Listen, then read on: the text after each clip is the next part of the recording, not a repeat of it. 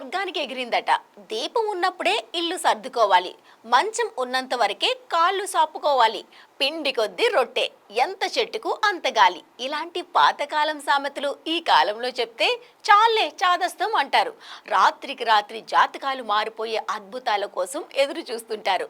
ఎండమాముల వెంట పరిగెట్టి జీవితాలను నాశనం చేసుకుంటుంటారు. మనసు కోతిలాంటిది. అది చెట్టంత మనిషిని కూడా కీలుబొమ్మలా ఆడించేస్తుంది. మబ్బుల్లో నీళ్లు చూసి మొంత వలకబోసుకోవడం, ఆశ అనే మాయలో పడేసి అహర్నిశలు పరుగులు పెట్టించడం మనసుకు తెలిసినంతగా ఎవరికీ తెలియదు. అందుకే మనసును కంట్రోల్లో పెట్టుకుంటేనే మనిషి జీవితం స్వర్గమవుతుందని అంటారు పెద్దలు. కాని ఇప్పుడు మనసు మనిషిని ఉన్నచోట కుదురుగా ఉంచట్లేదు.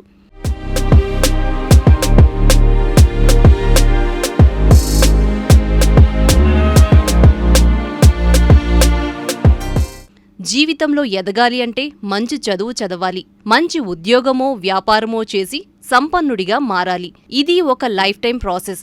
ఒకప్పుడు ఇదే ఫాలో అయ్యేవాళ్లు. కాని ఇప్పుడు ఎవరికీ అంతకాలం ఆగే ఓపిక లేదు. రాత్రికి రాత్రే అద్భుతాలు జరిగిపోవాలి, ఉన్న పళాన కోటీశ్వర్లు అయిపోవాలి, కార్లు బంగళాలు వచ్చేయాలి. చదువుండదు, పనిచేసే గుణముండదు, కాని చేతిలో మాత్రం కోట్లు ఉండాలి. విలాసవంతమైన జిందగీ కావాలి. అందుకే అడ్డదారులు తొక్కుతున్నారు. ఆన్లైన్ మోసాలు, చైన్ స్నాచింగ్లు, మోసాలు అన్నీ చేస్తూ అడ్డంగా బుక్ అవుతున్నారు.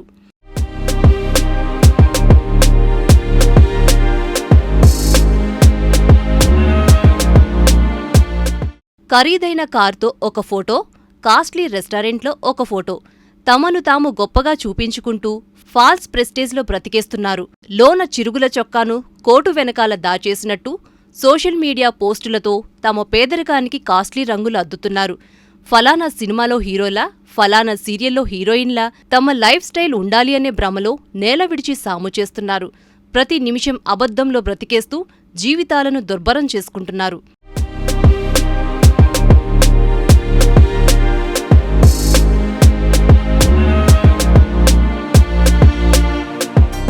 పేదవాడిగా పుట్టడం నీ తప్పు కాదు, పేదవాడిగా చావడం నీ తప్పే.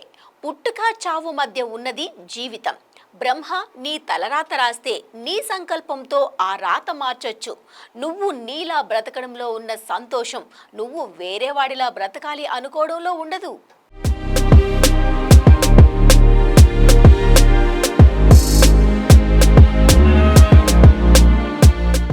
జీవితంలో ఎదగాలి అనుకోవడం తప్పు కాదు, కాని దానికి ఒక ప్రణాళిక కావాలి.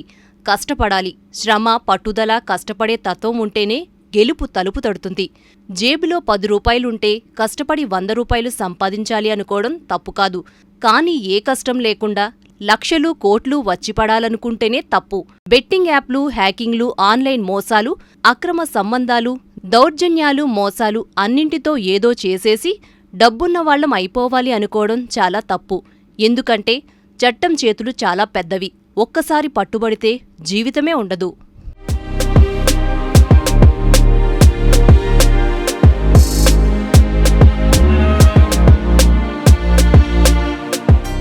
మనసు చేసే మాయాజాలానికి లొంగకపోవడం, రియాలిటీలో హ్యాపీగా బ్రతికేయడం చేస్తే ఇవాళ ఇప్పటికిప్పుడు గొప్పవాళ్ళం కాము. కష్టపడి పని చేసుకుంటే ఏదో ఒక రోజుకు తప్పకుండా గొప్పవాళ్ళం అవుతాము. ఇది తథ్యం.